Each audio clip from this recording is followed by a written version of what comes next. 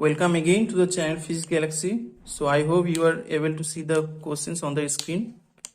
So in this problem we have to find out the VC value of this transistor. So let us quickly draw the circuit diagram of this problem. So this is the circuit diagram given in this problem. So you have to find out the value of VCE and also the data that you have to neglect the value of VBA and beta is given. So let us modify this circuit diagram using Thevenin-Norton theorem. So if we apply Thevenin-Norton theorem in this portion, then this circuit diagram will be converted to this one. So the modified circuit diagram is, now let us denote the currents in defined portion. So this is the base, so the current here is IB. This is the emitter, so the current here is IE. And this is the collector, current here is IC. And the different loops here is this one. So let us denote the first loop by 1 and the second loop by 2. Now we have to apply KVL rules for different loops. So if we apply the KVL rule for loop 1, this will give me the relation VTH is equal to IB multiplied by RTH plus we have to neglect the value of VB here. So if we neglect it here, so this is the relation for loop 1. Similarly, if we use KVL for loop 2, so the relation will be IC multiplied by 5 plus VCE plus IE multiplied by 10. So let us first determine the values of VTH and RTH. So the VTH value here, the Thevenin theorem is for this portion. So the current here in this portion is 10 divided by 5 plus 5. So this is the current, and the potential in this resistance will be current multiplied by 5. This will give me 5 volt. So this is the VTH of this volume. And the RTH Thevenin resistance is 5 multiplied by 5 divided by 10. So this will give me 2.5 kilo.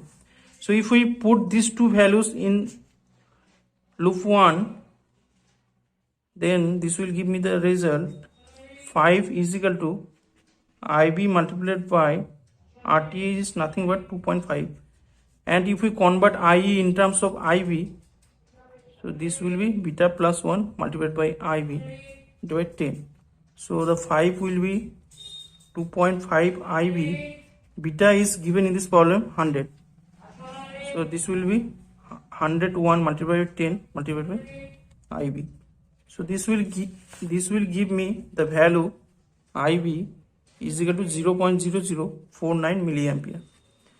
So the current value IC of this problem is beta IB. So this will give me 0.49 milliampere. So IE is nothing but 0.4949 milliampere. So this is the defined value. We have to find out the value of VCE. So we have to use this relation. So if we put different values here, this will give me VCC is given in this problem 10 volt. So 10 is equal to 0.49 multiplied by 5 plus VC plus 0.4949 multiplied by 10.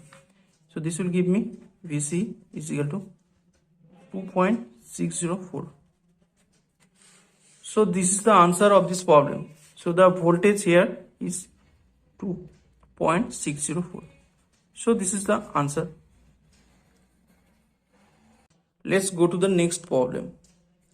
In this problem, you have to find out the relation of the output voltage and the input voltage, and you have to find out how output voltage varies with respect to the input voltage. So let us draw the circuit diagram of this problem. So the op amp is given here by this one. The input voltage is given here plus V, and in the feedback circuit one capacitor is given.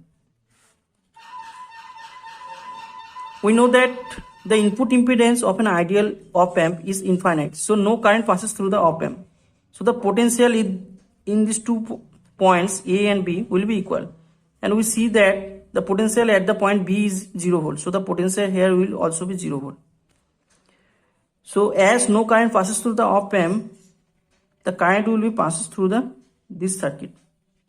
So the current I is equal to V minus 0 divided by equal to V by R. So this is the current passes through this path. So due to this current, the capacitor will be charged. So this will be charged by the voltage. The potential here is 0 volt and the potential here is V naught. So the voltage required to charge the capacitor is minus V naught. So due to this current, the capacitor will be charged. So the charge of the capacitor is nothing but C, and its voltage is minus V0. So this is the charge of the capacitor. So the current is dq by dt is equal to I, which will be equal to minus dv naught by dt. So the current here is V by R. So if we put this value, so the output voltage will be equal to dv naught will be 1 by CR V dt. So if we integrate both sides, so this will give me the relation V naught equal to V by CR multiplied by T plus constant. So at T is equal to 0, V equal to 0. So this will give me the relation constant is equal to 0. So V naught is equal to minus V by CR T.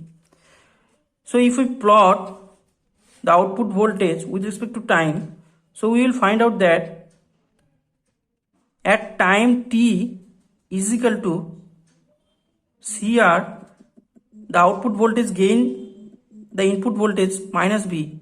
So it is gaining the voltage minus V linearly. So the answer will be the output voltage gains the voltage minus V linearly. So the answer will be it attains minus V linearly. So this is the answer of this problem.